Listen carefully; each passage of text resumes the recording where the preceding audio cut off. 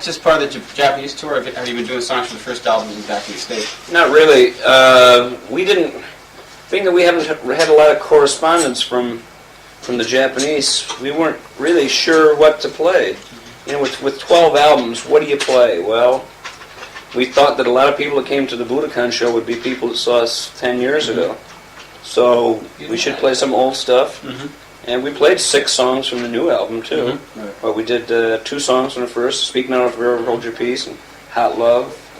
I think we played something from every album except Next Position, Please, and The Doctor.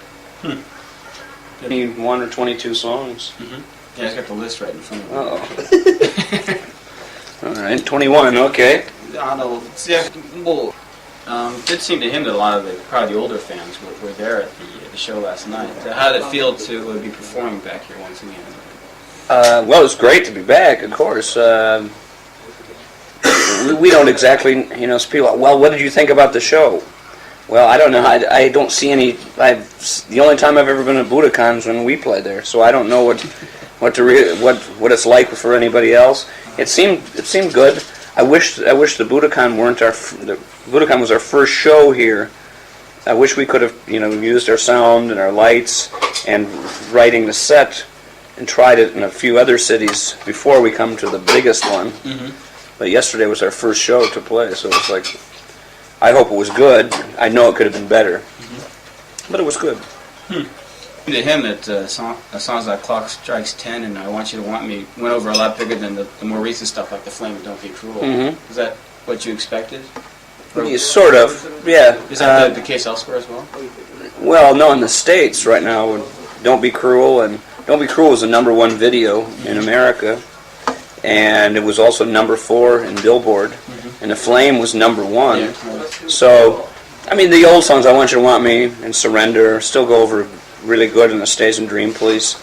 But now that there's a difference between having new songs and new hits. And we've had some new hits. The Flame, Don't Be Cruel in the States make it more fun to play the old ones. You know, the old ones were good, but now it's great that we have some new hits too. It makes them all more fun to play.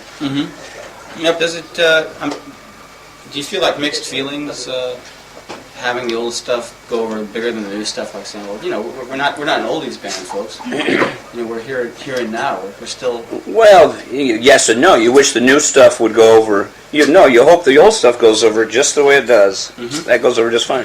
You wish the new stuff would go better, but you know, we haven't been here in a long time, and to expect like great things to happen and have all these young girls running at us, and all, you know, it's like we don't expect that.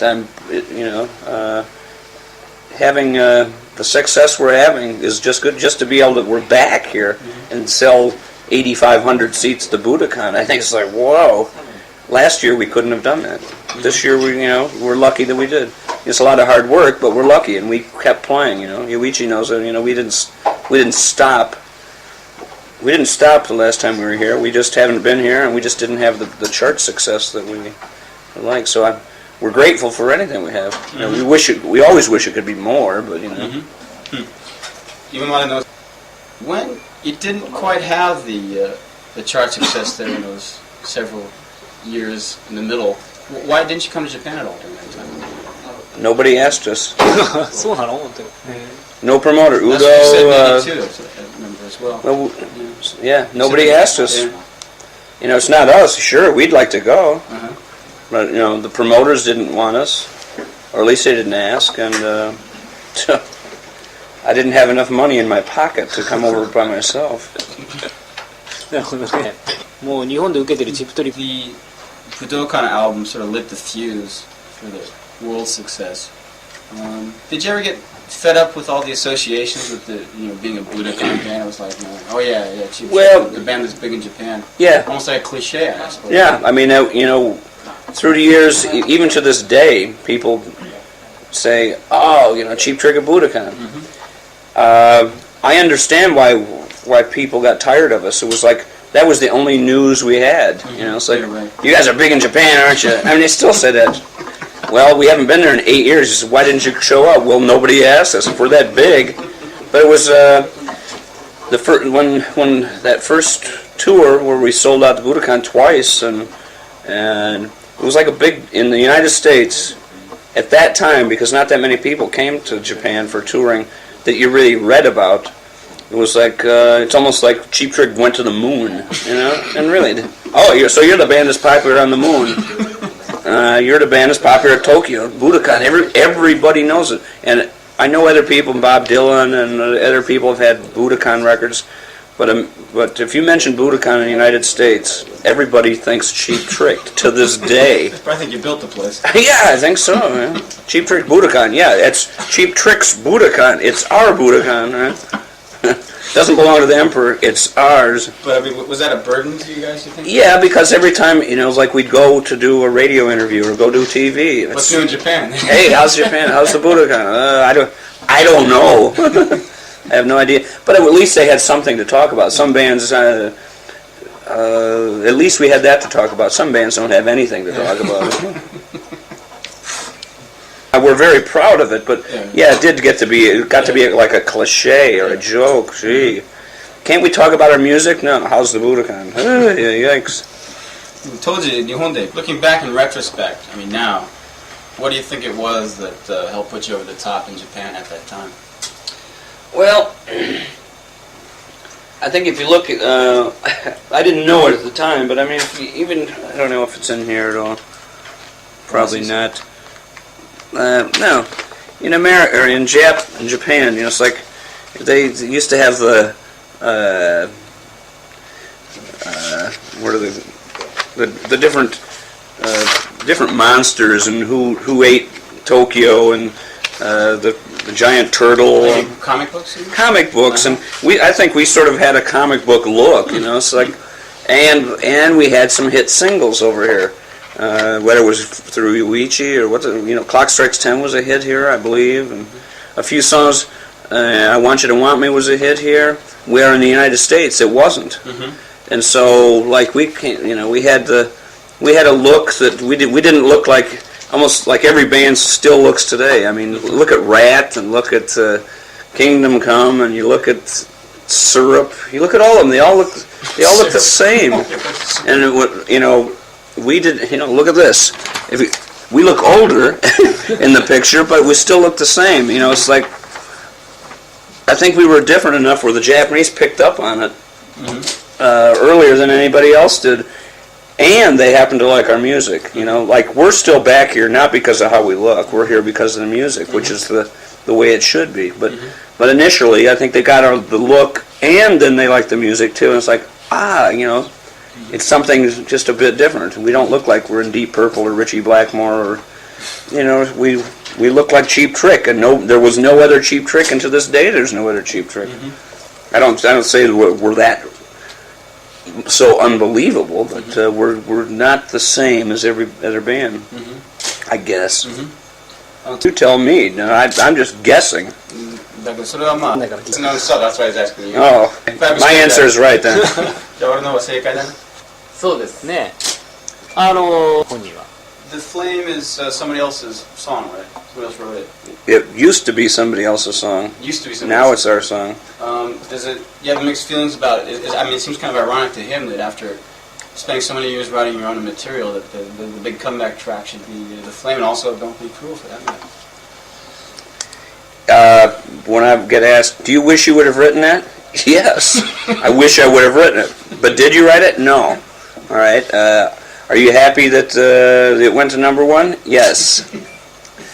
Yes, I wish I would have written it, but no, I didn't. But like I said, he said, well, that's not your song. I said, well, now it is, because when we first got it, the demo sounded terrible. It sounded like Olivia Newton-John or something. Did the composer? Two English guys wrote it. We never met them. I met them now in England in July. They're professional songwriters. That's all they do, yeah.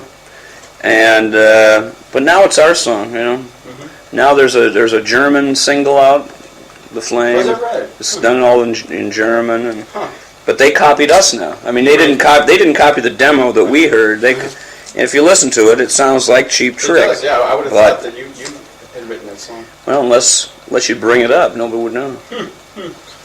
よく聞かれる質問。 Excuse me. Don't you wish you would have written that song? 自分でもそういう。 You wish you would have written it? Yeah. You wish you would have written it? I wish I would have written it. We all wish we would have written it.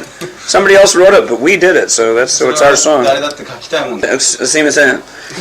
If I would have written it, I might not have even given it to the band, because the way I originally heard it, it didn't sound like Cheap Trick at all. I've written songs as good as that. I wrote the song "If You Want My Love, You Got It." I think it's just as good. Yeah, sure. And that song was number one in Australia, That's right. like years ago. But nobody else really, they sort of know it. Uh-huh.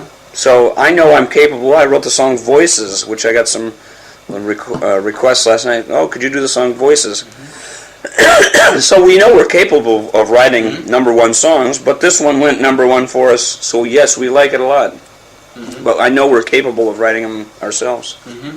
So If You Want My Love in Australia. you said in the interview 6 years ago. See? I do lie, but once in a while I make a mistake and tell the truth. Yeah, it's all on the record. Okay. But you would have no qualms about taking somebody else's song again and you're rearranging it in Cheap Trick. Well, look at "Don't Be Cruel." Look at how we did that. We, the third verse, it modulates. It goes up to a different key. Mm-hmm. It starts off like. It sounds like a little bit like "I Want You to Want Me." Mm-hmm. Then it's got times 12 strings bass. Yeah. And then when it comes in, da da, sounds like "Ain't That a Shame," the way we used to do it. It really sounds like Cheap Trick. Now, if you take the same song, "Don't Be Cruel," Devo had it on their new record. And our record and their record came out at the same time. We didn't know that they were putting it out, and I don't think we knew that we were putting it out, or whatever the hell that goes. Got some ice, too? Or maybe just water with ice. And it came out. You listen to their version, you listen to our version. We made it sound like Cheap Trick. And a lot of kids today, like in the States, they think that "Don't Be Cruel." They don't know that Elvis did it. They really don't know until their parents tell them. It's true. So yes, we would do other people's stuff. We always have, though. Your first question: "Speak Now or Forever Hold Your Peace" Was that Terry? by Terry Reid. Terry Reid, that's right. And "Ain't That a Shame," and "California Man," and "Day Tripper." So Cheap Trick, a good song is a good song. If we write it, it's better. But I mean, if we don't write it, if we make it sound like Cheap Trick, that's all that really matters. Yeah, ずっと他人 Monkey business. What, with Melody Maker, monkey business? No. It says your talent as a melody maker. He was pointing out, and he says that with your a veritable a glut of potential number one songs having come out in the last 6-7 years, and this one somebody else's song reaching number one. He just that's what he called monkey business. Yeah, it's like working really hard, having a good band, being at the right place at the right time, the right song, and the record company's working. Yeah. It's like there's so many things involved. It's like, don't know. Thanks.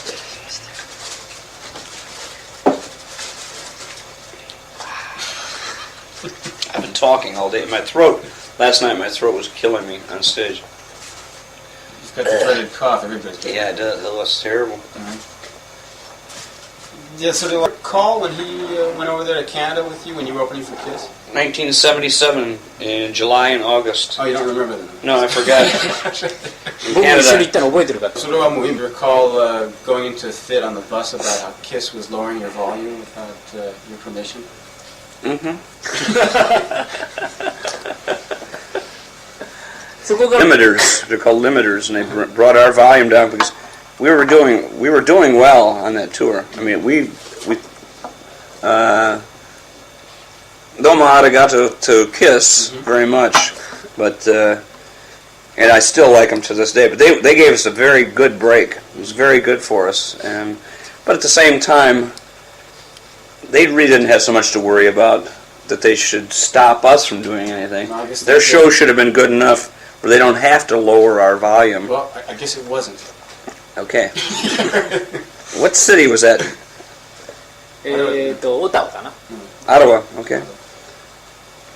I remember it was. I think that was August 1977 いいチャンス or end of July. くれて非常にありがたいんだけど In a motorhome. Yeah, motorhome. We had Camping car. camping car.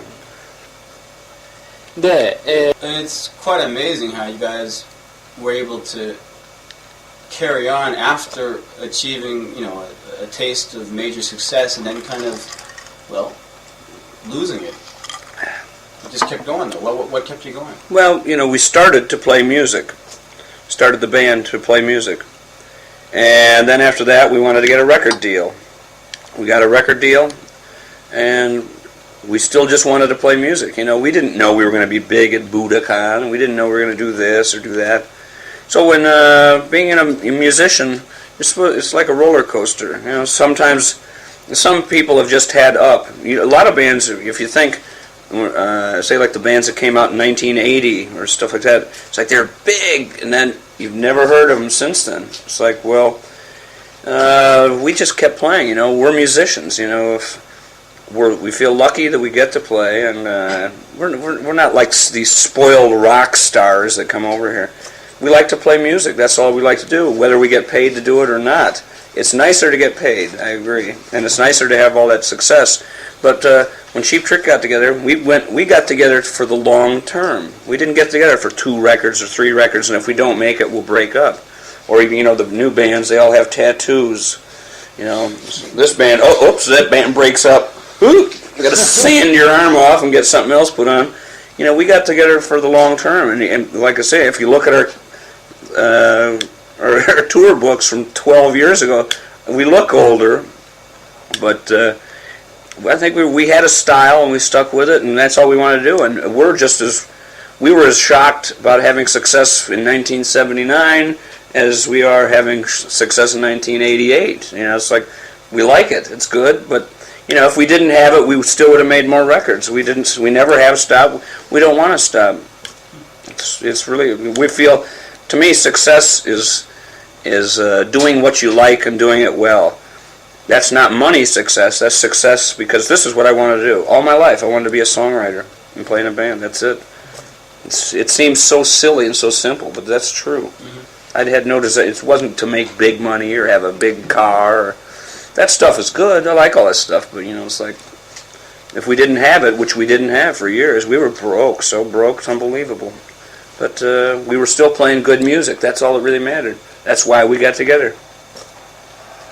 Did you ever think about breaking up at any time? Of course, you think of it.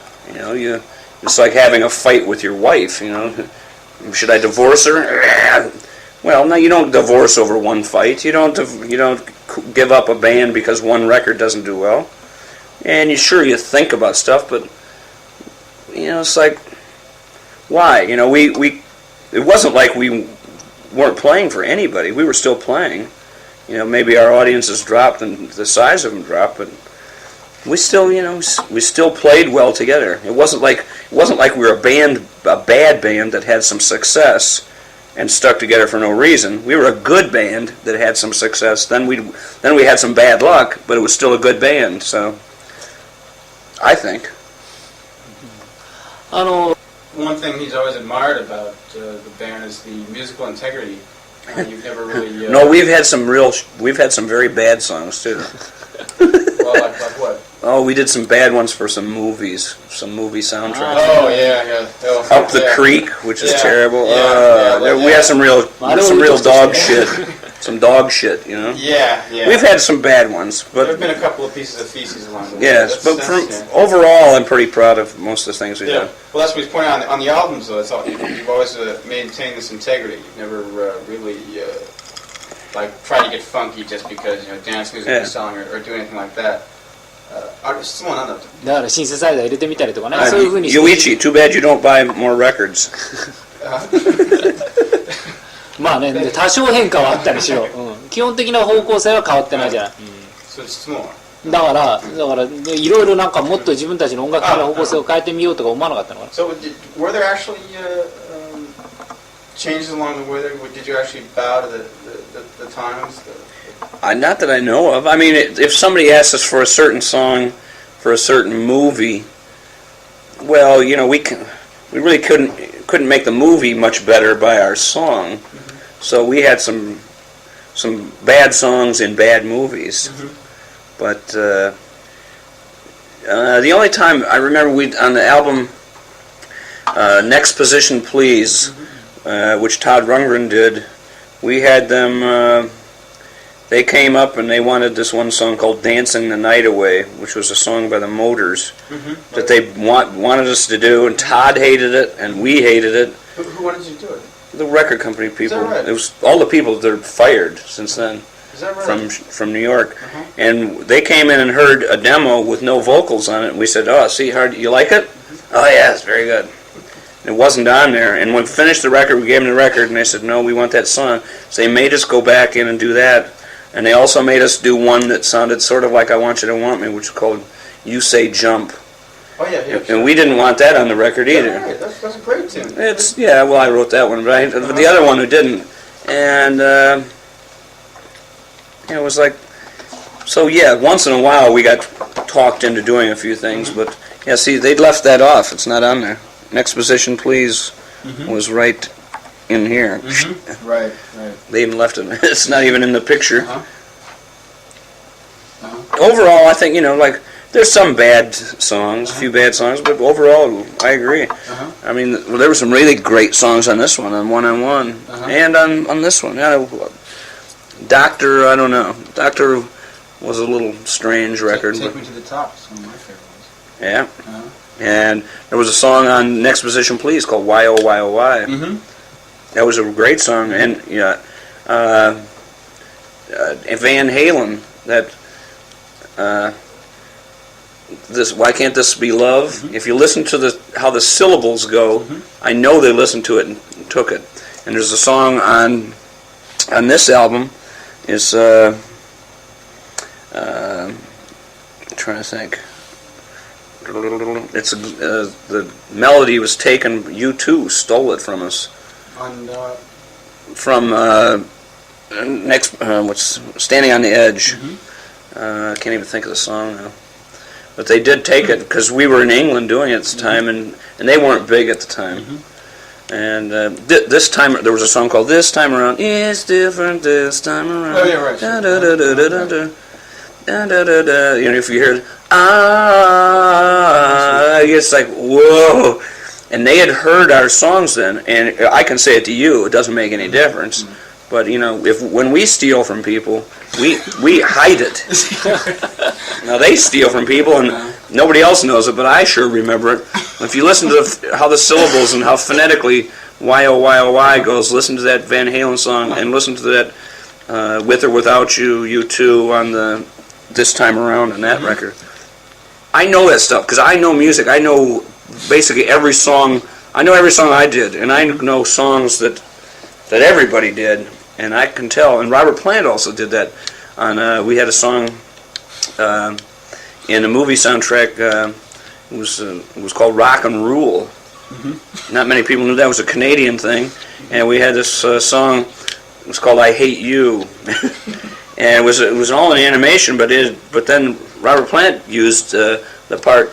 You're so pretty, you're so dead, and long cool one, long two cool, whatever that is. Our part is is lifted completely out of it. And when we played a month with him, and I asked him one night, and he just sort of looked the other way and walked away. Really. And all these people, if they said, Nielsen, he's crazy. See, but that's a compliment. I don't mind. I know what's right. You have to admit, though, people are always going to subconsciously let these stuff slip into their music, though. I'm sure they're not purposely lifting it from you. Oh, yeah, okay. Come on, we know musicians would never do something like that. Well, no, I admit I steal stuff, but then I change it. Along with the musical integrity, the image of the band has kind of remained the same. Is that for lack of a better idea, or? Well, no, it's just why, it's like before we recorded our first album, Kim Fowley, you know who he is? Sure. He came up to us in Los Angeles, and he said, I think you should get the drummer to dress up like David Bowie. And, it's why change, I look at the band and I think, wow, it's why should these guys be together? But then you listen to the music, we all have a similar style, we don't have a similar look.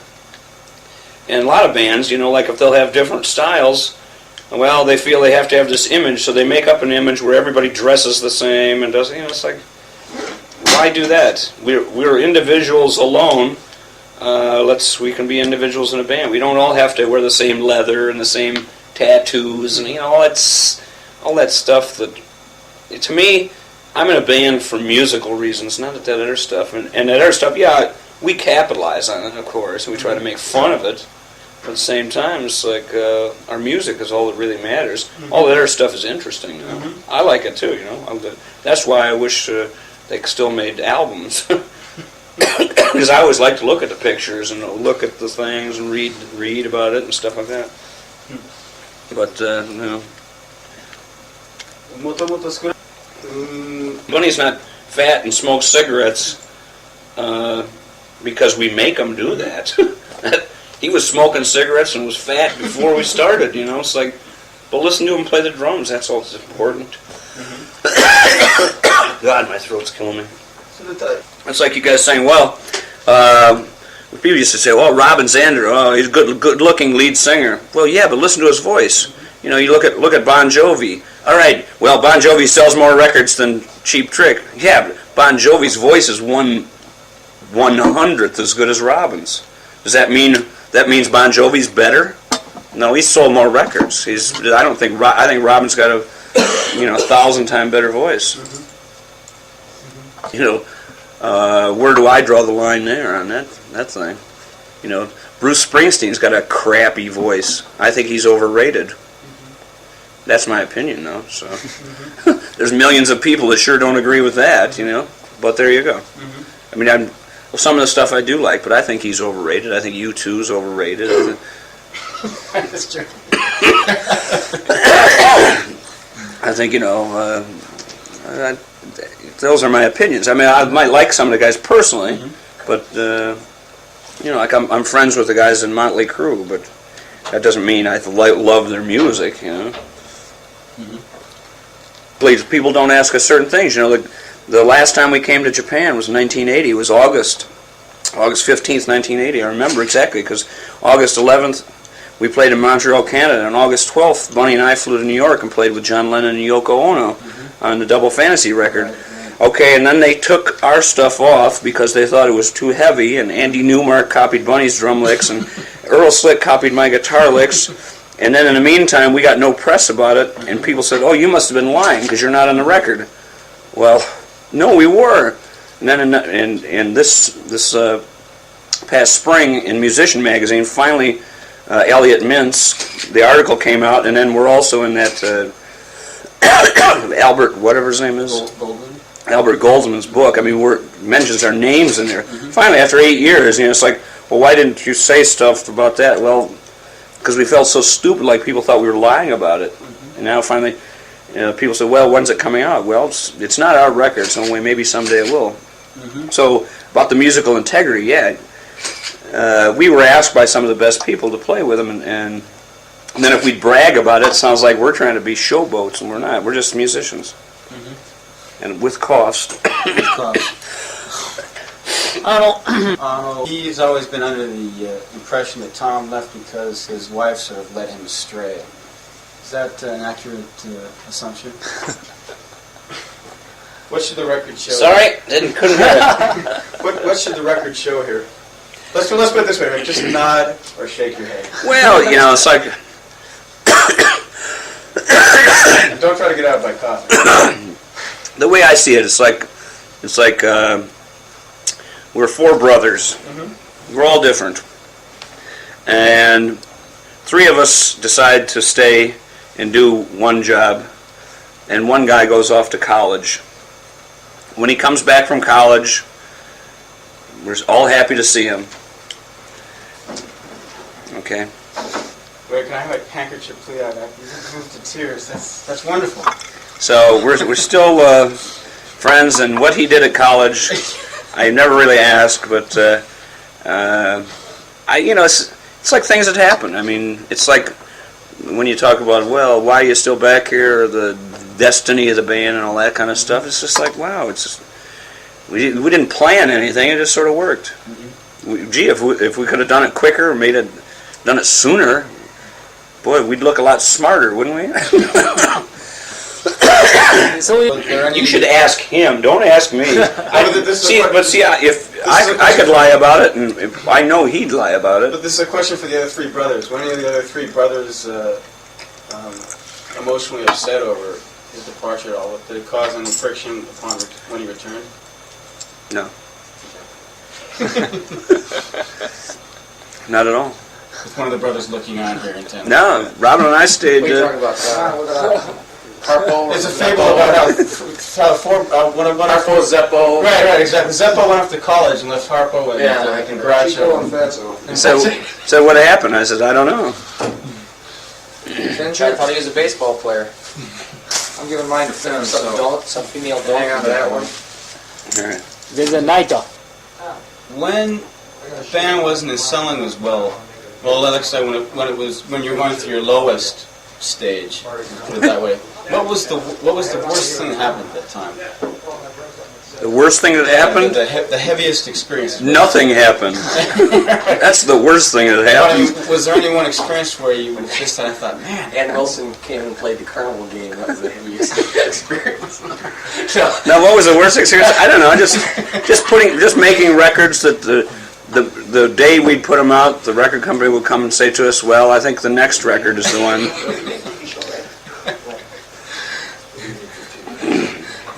逆にそのなったこと。 Was there any one great revelation or one great enlightening experience over the last 7 or 8 years where you can see the light at the end of the tunnel? Well, no, we always liked her music, and then when actually what had happened about 2 years ago, a guy that works for Epic Records in New York, his name is Don Grierson. We wanted to leave the record company. We wanted to try another company because they didn't know what to do with us, and we didn't know what to do with them. So we were going to leave. We went to New York City. Robin and I did. We went to New York City to leave, and Don Grierson had just been hired by Epic, and he said one of the reasons I came to the record label, because he was at Capitol, and he got Hart's career going again. He said one of the main reasons why I came back to Epic was because of you guys, because he says I loved your band, and I think it's just it's not been going right, and I'd like to help turn your career around. And because of him, and us believing in ourselves also, that was actually the biggest thing that's happened in the last 8 years. Was him coming there, and really the whole record company turned around, and it's, instead of us fighting with the record company, you work with them. So like we're all working together towards this. It wasn't like we were all sitting around and doing this, but we believed enough in this one guy that it made such a difference that we stayed, and it was a lot of hard work, but here it is almost 2 years later, a year and a half later, and we're here doing an interview with you again. Let's hope we don't have to wait another 8 years. Okay?